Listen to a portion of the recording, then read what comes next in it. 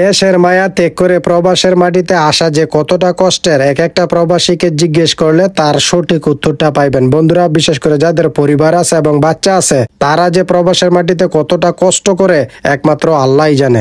Hello my dear viewers, welcome to my another new video. বন্ধুরা, আজকে আমরা যাচ্ছি আমাদের এক বিশেষ আত্মীয় আসবো, তাকে আনার জন্য আহমদ ইন্টারন্যাশনাল এয়ারপোর্টে। বন্ধুরা, এই এয়ারপোর্ট সম্পর্কে যদি আমি কিছু ইতিহাস আপনাদেরকে তুলে ধরি যে কখন কিভাবে এয়ারপোর্টটা তৈরি হয়েছে, কারণ আপনারা জানেন কাতারে কিন্তু আরেকটা এয়ারপোর্ট রয়েছে, ওটা হচ্ছে দোহা ইন্টারন্যাশনাল এয়ারপোর্ট, কিন্তু এটার নাম হচ্ছে বর্তমানে আমরা যেটাতে যাইতেছি এটার নাম হচ্ছে আহমদ ইন্টারন্যাশনাল এয়ারপোর্ট। বন্ধুরা, এই মিডল ইস্টের ইউরোপ কিন্তু বলা হয় কাতারকে, এবং কাতারের এয়ারপোর্ট এতটা সুন্দর, বিশ্বের মধ্যে এক নাম্বার কিন্তু বর্তমানে আছে। বন্ধুরা, এই এয়ারপোর্টের ইতিহাস আপনাদের মাঝে তুলে ধরবো, কিভাবে সৃষ্টি হলো, কিভাবে এয়ারপোর্টটা তৈরি হয়েছে এবং কত সালে উদ্বোধন হয়েছে, এই সমস্ত বিষয় নিয়ে আজকে কথা বলবো।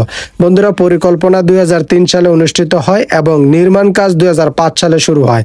এটার পরিকল্পনা তারা লয় 2003 সালে। বন্ধুরা, আগের এয়ারপোর্টটা যেটা ছিল এটা কিন্তু এখন বর্তমানের তুলনায় অনেকটাই ছোট। বন্ধুরা, এখন ওটার মধ্যে প্রাইভেট ফ্লাইটগুলো পরিচালনা করা হয়, বা বিশেষ কোনো ফ্লাইট থাকলে ওইখান থেকে পরিচালনা করা হয়। তাই এদেশের সরকার বন্ধুরা পরিকল্পনা করে 2003 সালে যে নতুন একটি এয়ারপোর্ট করার দরকার, এবং নির্মাণ কাজ শুরু হয় 2005 সালে। বিমানবন্দর, টার্মিনাল এবং রানওয়ে পুরনো দোহা ইন্টারন্যাশনাল এয়ারপোর্টের 5 কিলোমিটার 3.1 কিলোমিটার পূর্বে নির্মিত হয়েছে।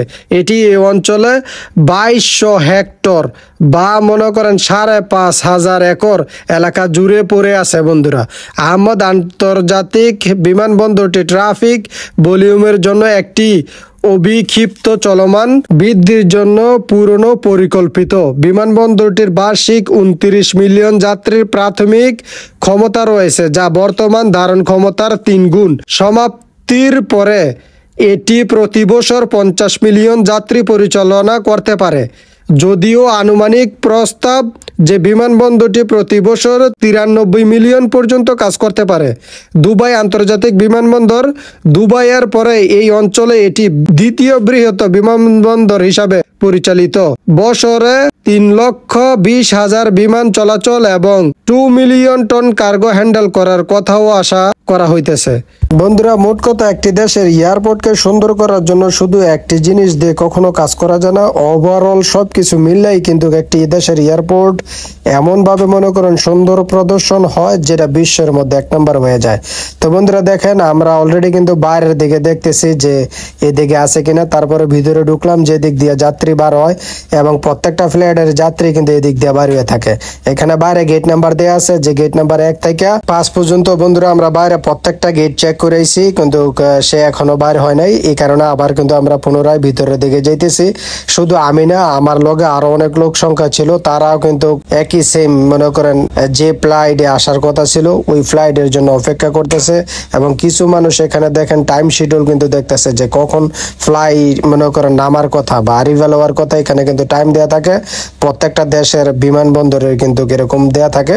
তো ওইখানে যে চেক করলাম যে না, ফ্লাইট তো নেমে গেছে, যে সময় দেওয়ার কথা ছিল ওই সময় প্লেন এসে নেমে গেছে। কিন্তু কিছু যাত্রী এখন বাড়িতে আছে, আর কিছু যাত্রী হয়তো তারা ভিতরে যে আনুষ্ঠানিক কাজগুলা করা লাগে, প্রসেসিং করা লাগে, ওই কাজগুলা কিন্তু করতেছে। বন্ধুরা, দেখেন আমি যখন এদিকে তাকায় আছি, আমার লগে কিন্তু কারো অনেক লোক সংখ্যা ছিল, কারো বাবা, কারো ভাই, কারো আত্মীয় স্বজন, কারো বন্ধু বান্ধব এখান দিয়ে আসবো, এই কারণে ওয়েট করতেছে।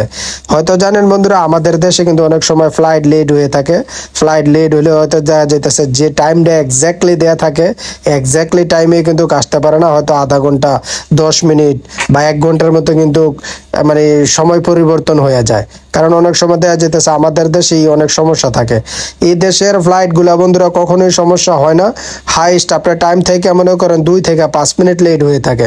আমি যতবারই কাতার এয়ারলাইন্সের যত প্লেনই বা যত ফ্লাইটগুলাই তে গেছি বা মনে করেন ব্যবহার করছি, তারা হাইস্ট 5 থেকে 10 মিনিটের বেশি কখনো লেট হয় না। তারপরও 5-10 মিনিট লেট হলেও ওরা মনে করেন অনেকবার সরি কইতে থাকে যে আমাদের এটার কারণে বা এরকম সমস্যা হওয়ার কারণে আমাদের ফ্লাইট লেট হয়েছে, কিন্তু বাংলাদেশে অহরহ অধিকাংশ ফ্লাইট গুলাই লেট হয়ে থাকে বিশেষ কারণে, অনেক কারণেই থাকে, অনেক ঝামেলা থাকে। আবার কিছু সময় তো ফ্লাইট মনে করেন শিডিউলই পরিবর্তন হয়ে যায়, অথচ যে যাত্রীরা যারা টিকিট ক্রয় করে রাখছে ওরা জানেই না বন্ধুরা। তো দেখেন এই দিক দিয়ে যে কিছু যাত্রী বাড়ি হইতেছে, আমাদের আশাও কিন্তু একদম প্রায় আয়ে পড়ছে, এবং আমাদের যাত্রী যিনি ছিল ওনার সাথে কথা হয়েছে, উনি অলরেডি বলছে যে আছে ভিতরে, কিছুক্ষণের ভিতরে বাড়ি হইব। তো বন্ধুরা দেখেন অনেক লোকজন কথা বলতেছে যে না তোমরা চিন্তা করো না, আমাদের লোকজন এসে পৌঁছায় গেছে।